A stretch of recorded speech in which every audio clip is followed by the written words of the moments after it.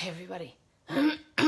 Happy Tuesday. Okay, I'm excited about this. Ooh, I'm gonna change my camera a little bit. It's a beautiful sunny day today. Sunny and snowy. It's light. Okay.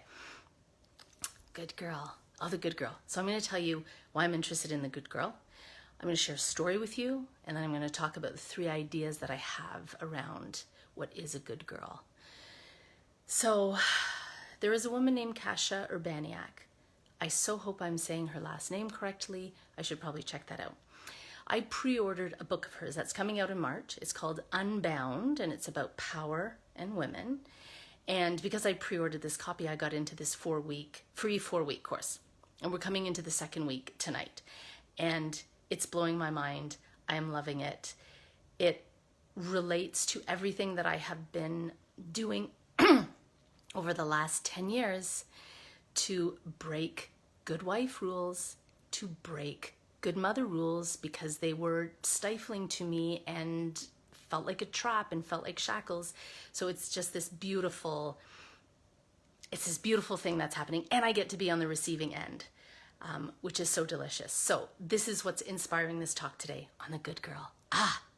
And I have a great story to share with you about really noticing my good girl. So I love advent calendars. If you don't know what an advent calendar is, it's something that you use on Hi Today. If you celebrate Christmas, it's something that you can use from December 1st to December 5th. It's a paper calendar. Every day you open up a flap and you reveal something.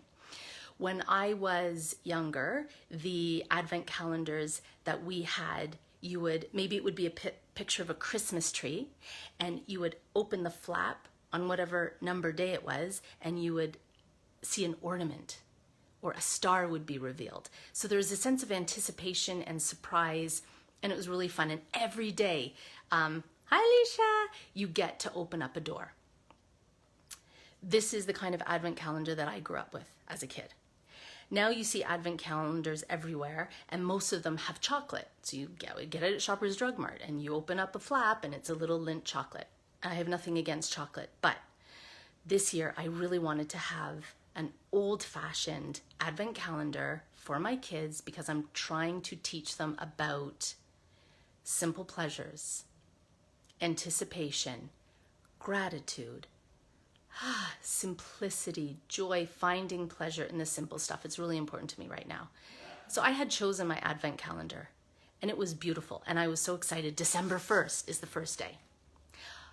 A few weeks ago, I had a relative deliver 2 advent calendars to us for my kids, and they were the ones from Shoppers Drug Mart or Costco with chocolates inside.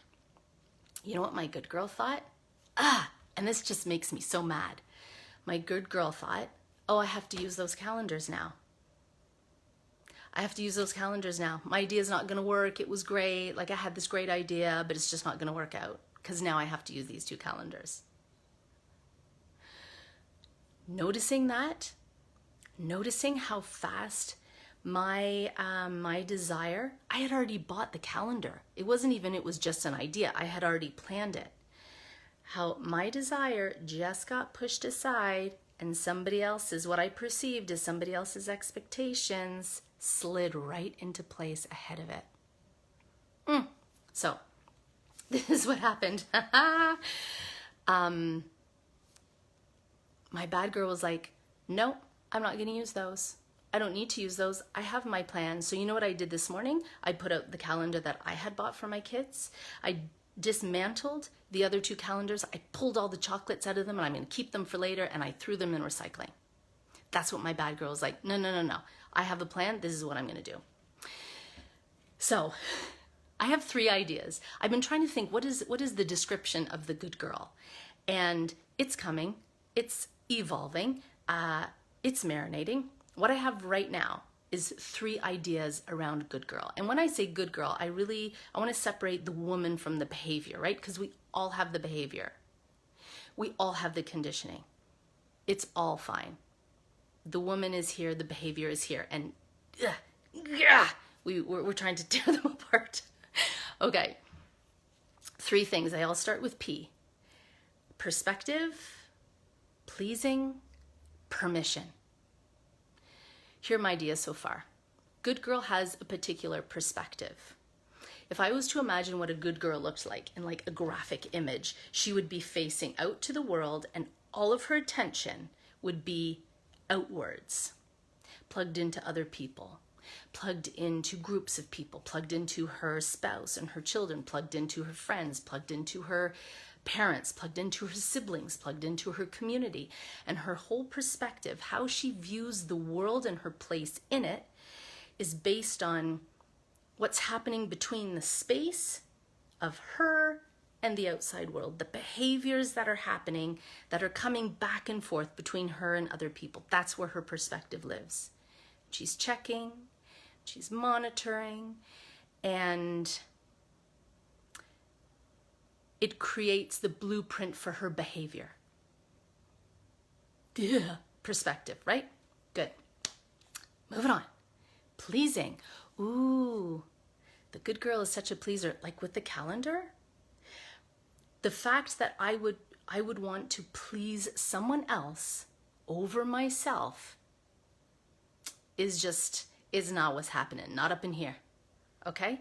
And that idea of the good girl wanting to please other people is so strong. Because to not please, let's just look at the flip side. What is it to not please people? It's to let them down in their expectations of you. It's to make them uncomfortable. It's to deny them. It's to deny their wishes and their needs from you, what they want from you. It is to displease them. It is to say the thing that displeases them. It is to do the thing that displeases them. Very small tangent. Hope I come back to where I was. I'm doing an Instagram live series with Joy. You can find her at Black Lady of Leisure, and I'm at Juicy Sophie Luxon. Okay, so we're doing a series Mondays at noon on creativity and motherhood.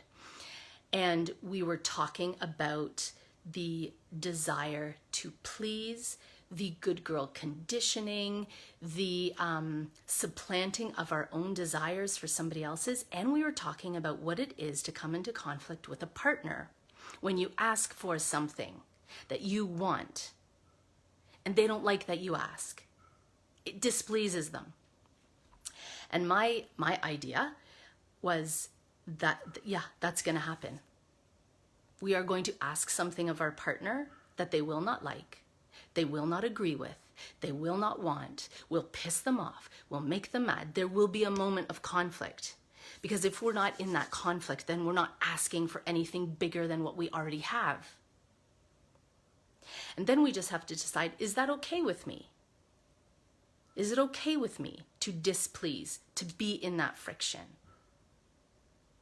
Is it worth it for me to be in that friction? Kind of tangent, but also totally aligned. Okay, so we have perspective. The good girl's always looking for how she's going to behave in the space between her and somebody else. Pleasing, she pleases others before herself. Permission. Permission. I would say that there's this double layer of permission when it comes to the good girl. The first is she waits for permission from someone else. The second thing is, even when she gets permission, she sometimes says no. That's how good of a little jailer she is. And we're not blaming the good girl. She is based on survival. She is based on what we got passed from whoever raised us.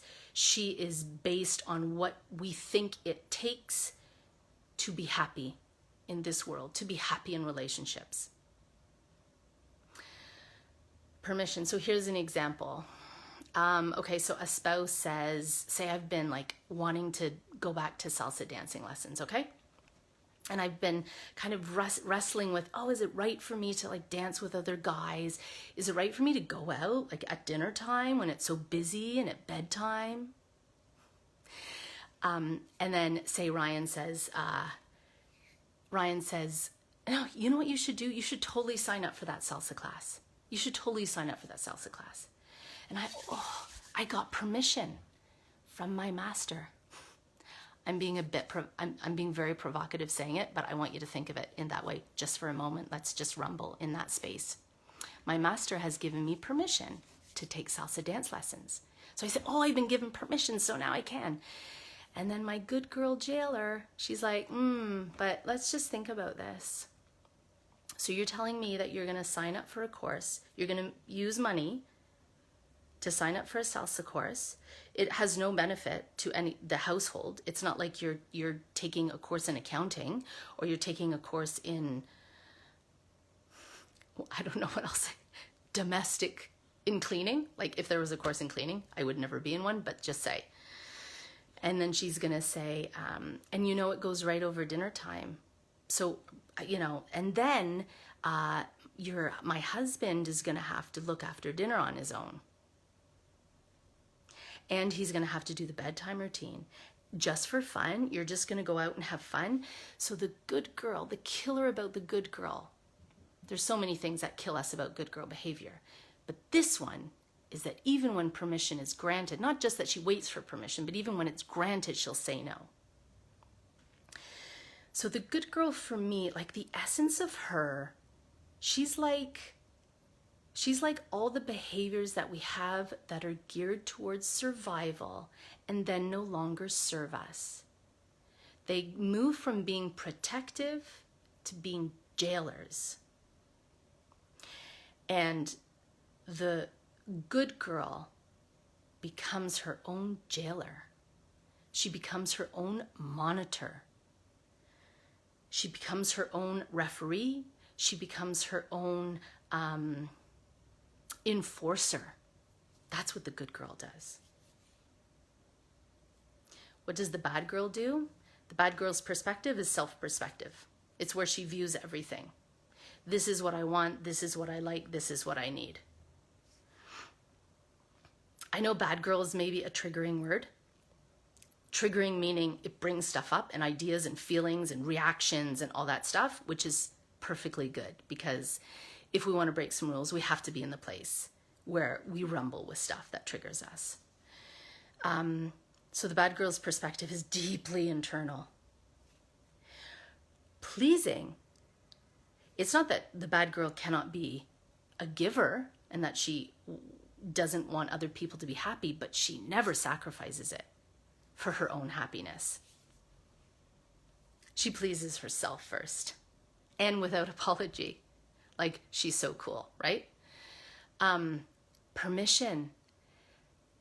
I think what's intoxicating for me about the idea of the bad girl is that she never, not only does she never ask for permission, she never believes she needs it. It's like the word isn't even in her vocabulary. She never looks at something and thinks, how will I get permission for this? Is it my kids who I'll get permission from? Is it my spouse? Is it my in-laws? Is it my parents? The word is not in her vocabulary. She doesn't see a line between, places where she is able to make decisions and then the outside places where somebody else is in charge. Like who wants to run away with the bad girl just for a couple of weeks right now? Just to not seek permission. So here's my challenge to you. And I want this to be fun because there's so many places where we feel like we have to work and change and evolve and like, fuck that for now. I don't want to put any pressure on you. I want to titillate you. I want this to be fun and juicy. So the idea is just noticing when your good girl comes out, noticing in a moment when your perspective is directed on outside people, like I did with the calendar, first thing I thought of. Now I need to use these calendars so as to please this other person. So noticing where your perspective is. Do you have a good girl perspective or a bad girl perspective in this moment? And especially when you're doing something you actually don't want to do, you just feel like this little tension. You're like, this doesn't feel, grown. I have to do this, or I guess. When you feel that, Just be aware. Interesting. Is this a good girl thing? Is this maybe good girl conditioning? What's my perspective right now? Who am I pleasing right now? Or who am I asking permission from? Or am I waiting for permission from someone else? Or, this is the killer, y'all. Have I been given permission, but my good girl still won't let me do it? And then, just a little follow-up question, just a little casual follow-up question. What would your bad girl do? What would your bad girl do? With a calendar, my bad girl's like, cool that she dropped them off. Not going to use them. But you know what? I'm going to take all the chocolates out. I'm definitely going to use those. I'm sticking with my plan because I already know what I'm doing. And I'm queen. I am queen up in here. So you're going to notice when the good girl comes. You're going to notice the perspective. You're going to notice the pleasing. You're going to notice the permission. And then you're just going to say, what would my bad girl do? And you're just going to start to feel it. You don't even have to do it. You don't even have to do it. Just be curious. What would my bad girl do right now? Get to know her. Get to taste her again. She is fun. All right. Thank you. Thank you, everyone. Yeah, pleases herself first. I mean, how good does that feel? Okay, please let me know. Have you met your bad girl? What did she tell you to do? Even if you didn't do it, I would love to hear all your stories. Good girl, bad girl. I will see you next Tuesday. Love you all. Bye.